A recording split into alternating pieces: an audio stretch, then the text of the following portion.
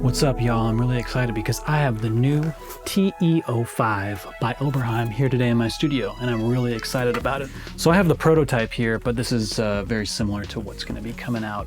I was on the sound design team for this, and I've had so much fun making sounds with this beautiful synthesizer. This synth is incredibly similar to the Take-5 by Sequential, which is kind of like the mini Prophet. And this is a mini Oberheim in many senses. It's compact, it's light, you can see I'm just holding it here. It has the classic Oberheim tone. It's all analog except for the effects. The filter is a SEM filter, like the one on the OB-X6. The oscillators are taken from the Take-5. The envelopes are from the OB-8 or the OB-X8, and the LFOs are also taken from the Take-5. And then there are some digital effects on here which sound really great, and some new ones that are really, really cool to mess with. So yeah, let's take this thing over to the desk and plug it in and see what we got.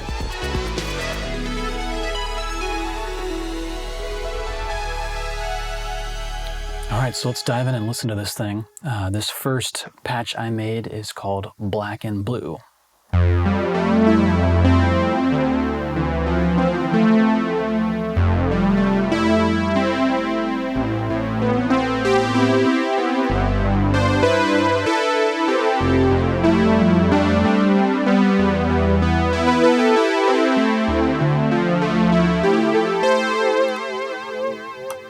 Classic Oberheim sound, 2 sawtooth waves and some chorus and some reverb. Let's listen to it with no effects.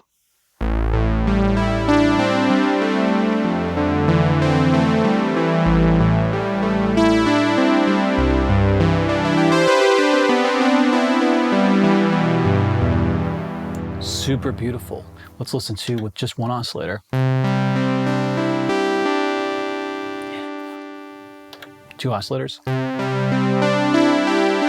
That classic, subtly detuned 2 oscillator sound of the Oberheim. And then of course, adding some chorus. Opens up the sound, a little reverb.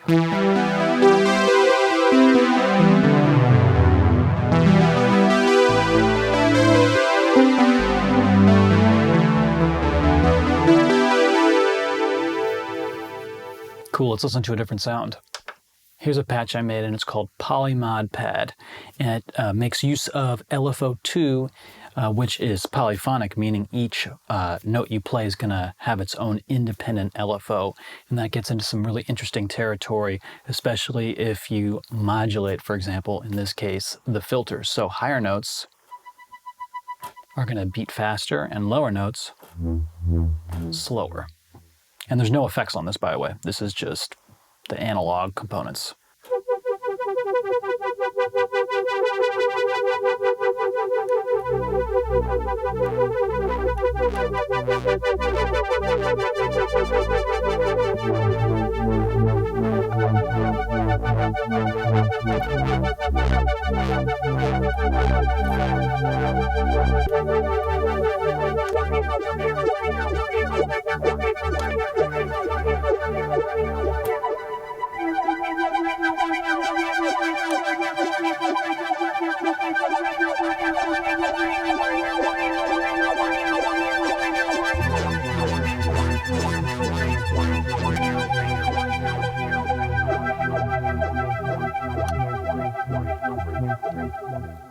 That really kind of shows off the instrument in the sense that you've got a lot of great analog synthesis happening, as well as some really beautiful effects. Let's listen to an art patch.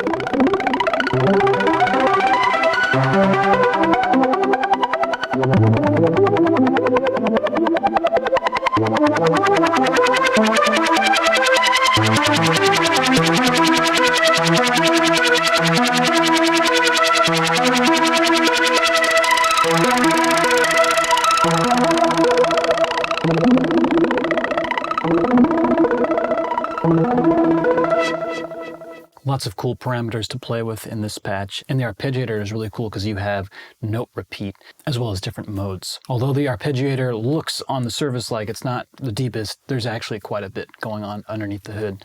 Very fun to explore that particular part of the synth. Many of you who know me on this channel know that the Tom Sawyer patch from the famous song Tom Sawyer by Rush, that bass patch, I tend to make that on a lot of different synths because it's very telling of what the synth sounds like in terms of its analog gooiness. And that's because it's made up of a unison patch that utilizes however many voices the synth has, and then it's just a nice sweep down. And you'll hear that when it's more vintage or gooey, the voices are going to descend in that sweep at slightly different rates, which is going to give it a very thick sound. And also the intonation per voice will be off a little bit, which makes it even more rich. It sounds something like this.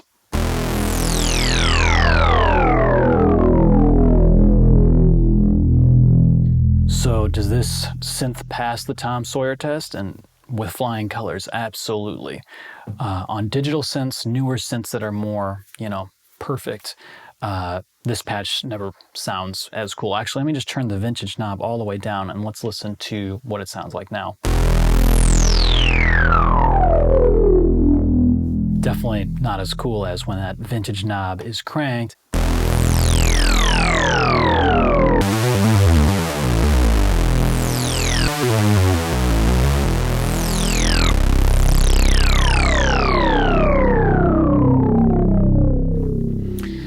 Hear some of the breakup in the sound. We've got a little bit of overdrive going, but also the filter is being driven as well. So there's a lot of things that are making the sound so great.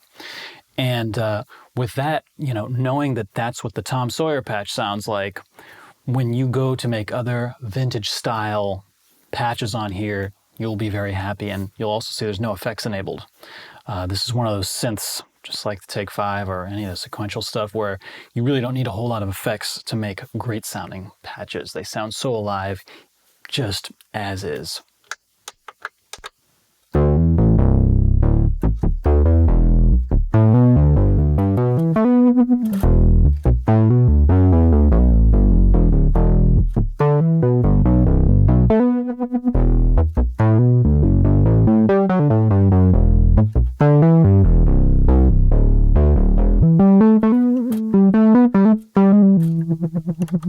That's a patch I made called Fat Boy. Nice kind of mellow, but also sort of aggressive bass.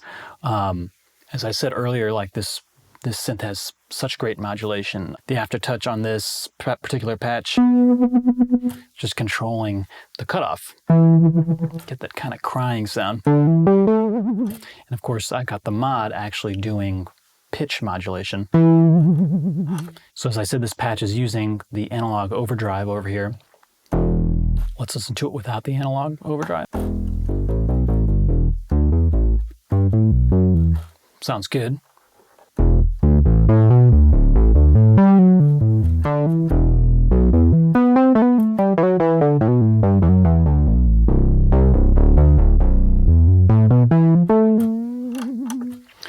Really great, this analog overdrive. It's yeah, that's a secret weapon on this synth.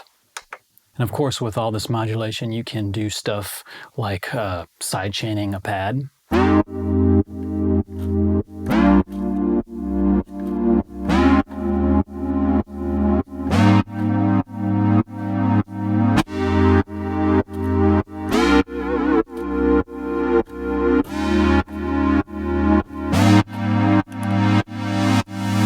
So in that patch, we're just using a reverse sawtooth wave to create that sidechain sound. And of course, I've got the mod wheel mapped to the cutoff.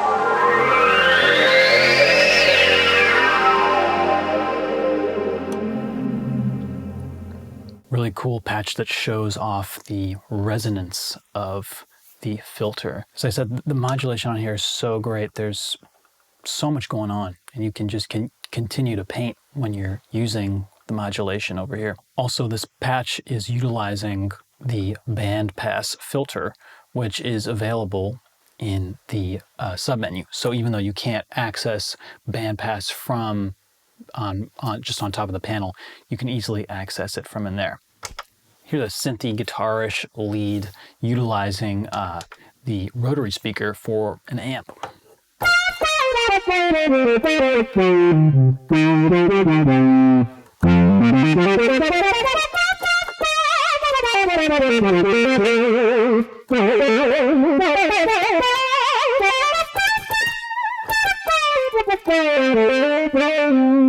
Lots of fun making this patch. One thing you'll notice is that the patch is sort of favoring the right side, and that's because the modeled Leslie speaker here actually in stop mode is over there. But if you were to turn the Leslie on and turn it off, or turn it on stop mode, there it is. Now it's on the left side. And if you're worried about, you know, okay, what happens when I play live? Is that going to be an issue? Because what if I'm, you know, only have a mono output? So you can put the synth into mono mode, so it'll just feed everything into the middle, which is what I do all the time when I play live. So that shouldn't be a problem. But it's a kind of fun feature when you're doing stereo stuff. Without the Leslie, I mean, it sounds good, but it's just cool to have this amp simulator.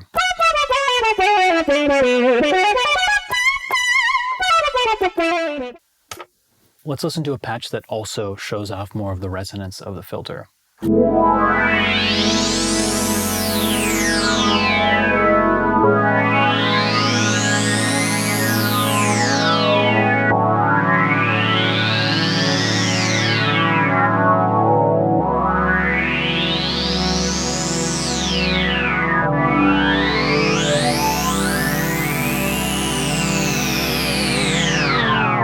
Really great sounding synth.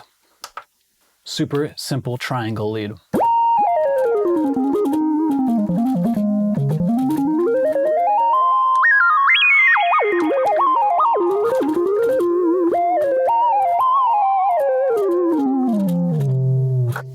So if you want a classic triangle sine-ish lead, you can make it on here, of course, with no effects. With effects. Get into that sort of mid-2000s motif vibe.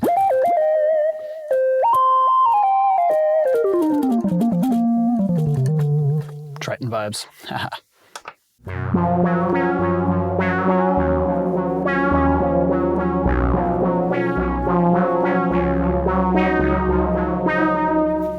So of course there's also an onboard sequencer. I could just play what I just played.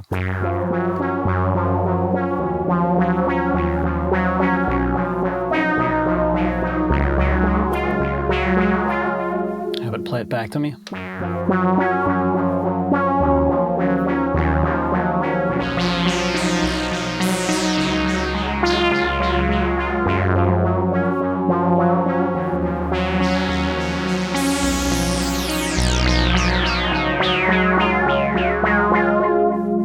So yeah, the sequencer on here is 64-step, super basic, but super useful.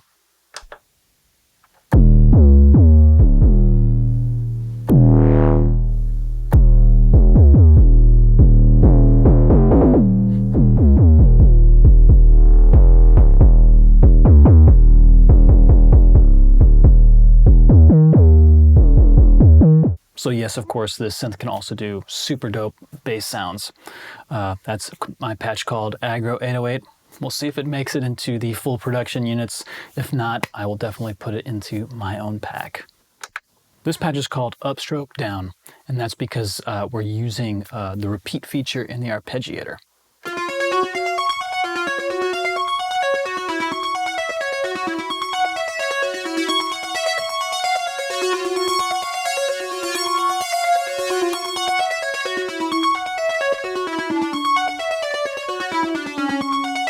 So a lot of interesting territory, as I said, with the arpeggiator. Really fun stuff.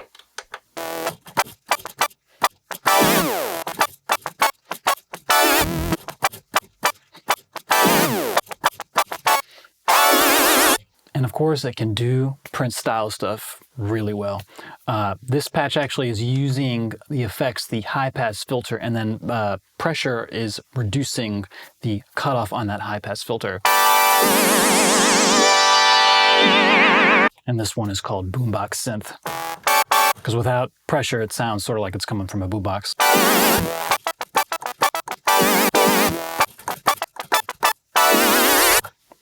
Lots of fun. One thing I want to alert you to is that the effects on here, as I said, are really great. There's digital delay, there is analog style delay. There's also two different types of tape delays, and those actually have some pretty interesting features. Great chorus. Sequential, Oberheim, they make my favorite chorus. Sounds so good. Flanger, phaser, high pass filter, distortion. It's an analog style distortion, similar to the overdrive over here. Ring mod, which is Tom Oberheim's ring mod, the classic one. They modeled it for this synth. The rotary speaker, i.e. Leslie. And there's a new effect called lo-fi, which kind of simulates a kind of messed up tape or record, if you will. And actually, let's check that out on this other patch. Let me see if I can find it. So this patch is called TEO Keys. And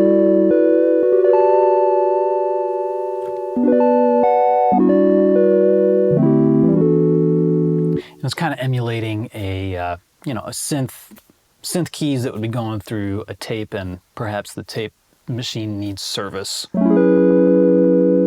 Let's listen to that effect accentuated.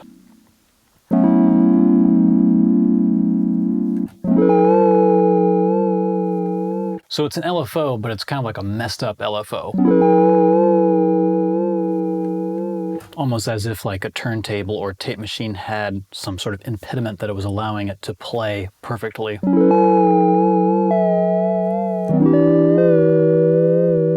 But a little bit of that can be really nice.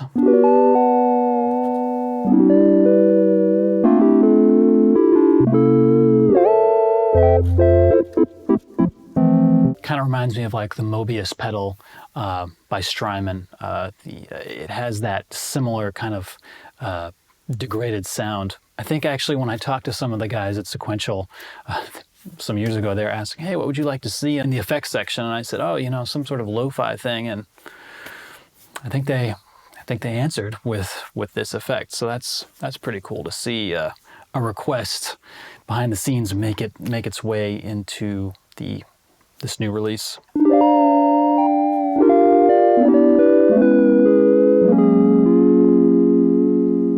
Let's listen to that tape, the tape I was telling you about.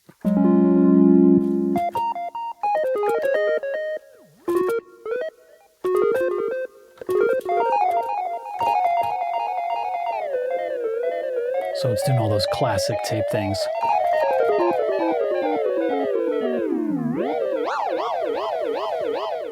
Sounds cool.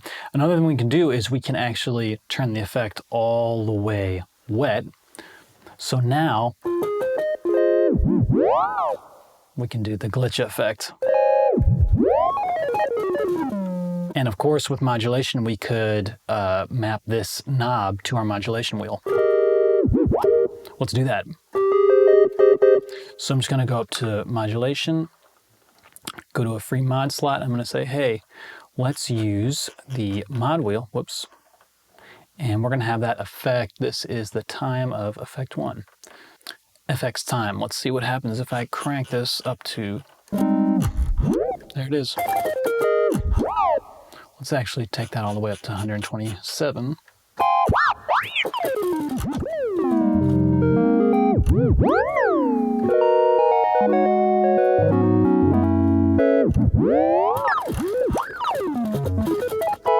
So that's great to be able to do that on board one of these synths. Obviously, you cannot do this on, for example, Prophet 5, OB-X8, OB-6, any of them, because they don't have this effect. Having great effects on board a synth to me is a huge plus.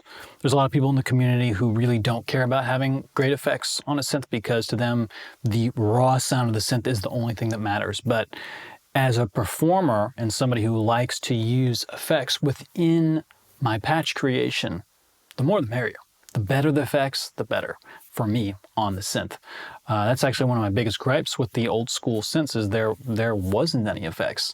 Obviously, you know, we don't want a synth that has crappy effects on board because then we'll never use them and it's just kind of wasted space. But if they're really good effects like these ones, then it just really opens up the possibilities because you can save the patch with those exact settings. You don't have to recall settings on your pedals or in the box or anything. It's part of the patch and it's right there. So that's really great. And of course, with Oberheim's, the classic pan spread ability to have voices coming out of different locations on the stereo spectrum, you can easily do that on here. There is no knob to do that on the panel, but with modulation, we can do that. I'll show you how. If we just go to modulation, find an empty source, find voice spread, there we go. And then we're just gonna go modulate panning, boom. Now if I crank it all the way up, it'll do it in the maximalist way.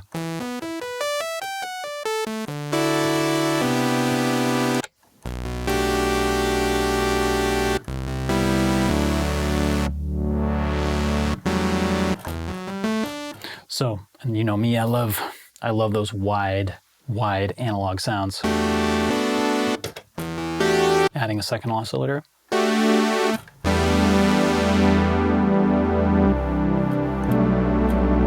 Let's turn it into a pad.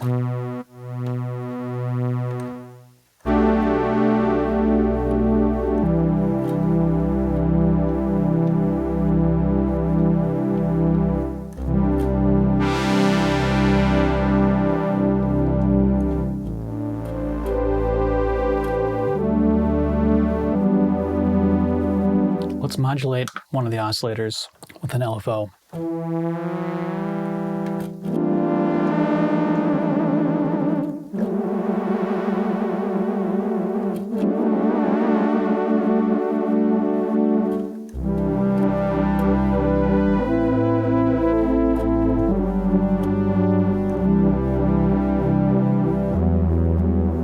Add some reverb.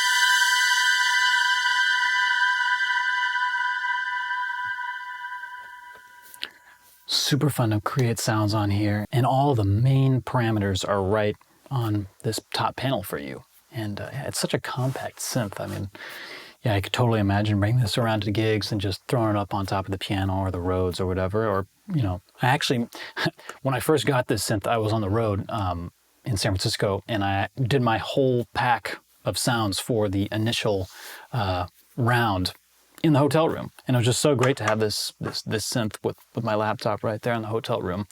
So yeah, the portability is awesome. Let's listen to just a few more sounds. As a matter of fact, this one's called House Bass, and I made a sequence for it. Let's listen to it.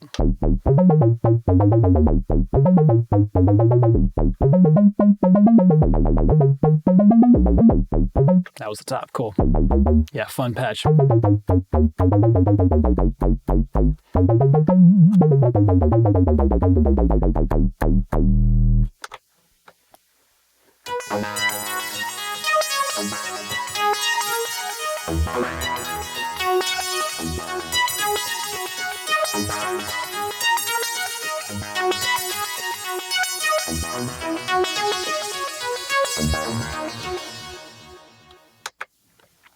Stargazer.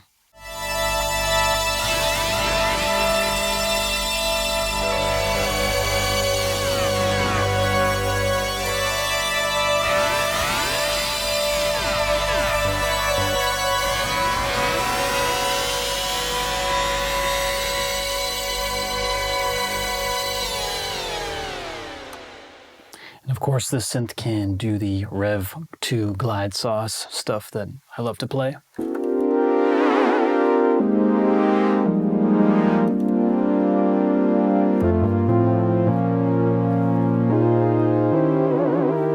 Let's check out the glide.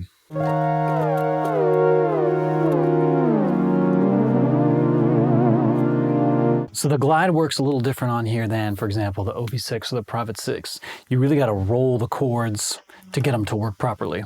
So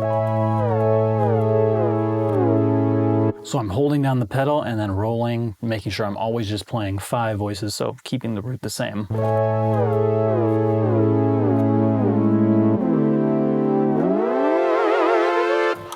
Aftertouch is controlling the vibrato, and I've got the mod wheel, of course, controlling the cutoff.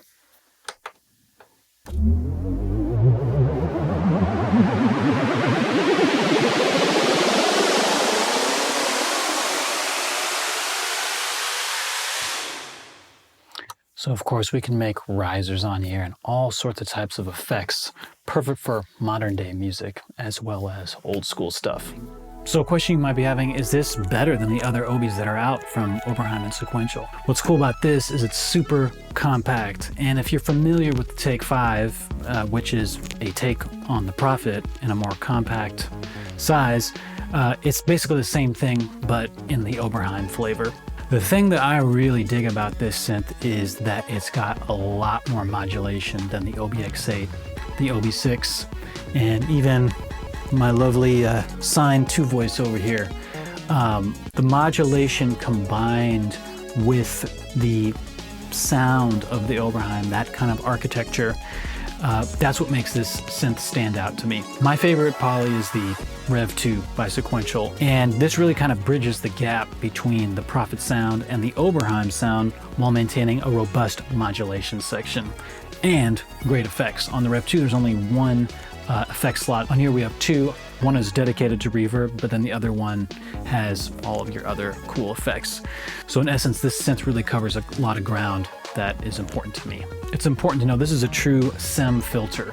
So as opposed to the OB-X8, which has separate filters for, 2-pole, 2-pole XA, and then also the 4-pole. There is no 4-pole filter on here, which kind of sucks, but whatever. In terms of rating this against the other Obis that are out, of course, this wins with the modulation and the effects. The OB-6 has some effects. They're older. They're good. They're really good. And the OB-X8 doesn't have any effects. Obviously, for some people, effects really don't matter. For me, it's a big deal because I really consider it to be part of the whole sound design process. This is not just like a mini OB-6. It definitely, the sonic footprint that it has reminds me a lot more of the OB-X8 than the OB-6. Why? I can't tell you, but that's what I'm getting when I'm on here designing sounds and tweaking the filter. So in essence, to me, this really feels like a cross between the OB-6 and the OB-X8 and the Take-5. You're really getting all of those worlds in this joint right here. So you may ask, are there any drawbacks to this synth? And really, it kind of comes down to some very obvious ones. It's only 5 voices. For me, if this was 8 voices or even 6, I would be even happier. 6 really is the minimum for me to feel super comfy on a polysynth, and 8 or more is really great. But 8 and 12, those are kind of like the sweet spots. Also, it's very compact, which is a blessing and a curse at the same time. I mean, as I said, this is really great for if you're going out to a gig and you want some heavyweight Oberheim sound. This is going to give it to you without breaking your back. Also, you can probably fit it in another compartment. If you're bringing other keyboards, it'll go easily on top of a Rhodes or a piano or even like a little stool. If it was a full 5-octave keyboard, then that would be really cool, especially if it was 8 voices. This would be a whole new kind of game with Oberheims. But, it is what it is. It's on the lower end of the spectrum in terms of how much it will cost when it comes out. And it's definitely meant for being portable, and it's definitely meant to be used by a lot of different people, not just synth enthusiasts. The only other kind of sort of con to it is that it doesn't have a 24 dB filter. And it's not supposed to have the 24 dB filter since it's a SEM filter. But that's what I love about the Rev 2 so much, is that it has a 12 dB and a 24 dB filter, so you can really get into all those 2-pole and 4-pole filter sounds. And with my sound design philosophy, you know, having a 2-pole and a 4-pole filter, those really give you access to all of the sounds that you would want from a Prophet or an Oberheim. There's only so much room on the panel for them to fill it with knobs and features. It just gets more expensive, but I do hope one day there will be this kind of ultimate synth from Sequential or Oberheim, or Sequential Oberheim, that will contain, you know, all the things we want, sort of like a Moog 1 or something like that. I have a Pro 3 under here, which you can't see, but that has the OB-6 filter, the Prophet 6 filter, and a ladder filter. Now, if that sucker was poly and had all the modulation that it has, then I would be like, yo, I'm gonna get that. But for right now, you know, Take 5 and this TE-5, these are fantastic synths for all musicians. Great to learn on, great to sound design on, great to gig with, and great to record with. And they are a small thumbprint in your studio or in your touring rig. So I can't recommend these enough. If you want the Prophet flavor with a 24 dB filter, go with the Take 5. But if you want that distinctive Oberheim flavor, the TE-5 is definitely gonna get you right into that ballpark. And in some situations, this TE-5 may actually be better than some of the other Oberheims that are out there, because it's going to cover a lot of ground for many of you. Finally, if you do end up getting this synth, I will have a preset library available for it shortly after the release of the synth. It'll have a lot of classic sounds for Oberheim, and any of the presets that don't make it onto the final production units, I'll probably implement those as well in my library. So if you like my sound design, I'll definitely have a preset library for this, and those will always be available on the website, j3po.net. So if you dug this video, please like, comment, subscribe, share all that good stuff, and I will see you on the next one.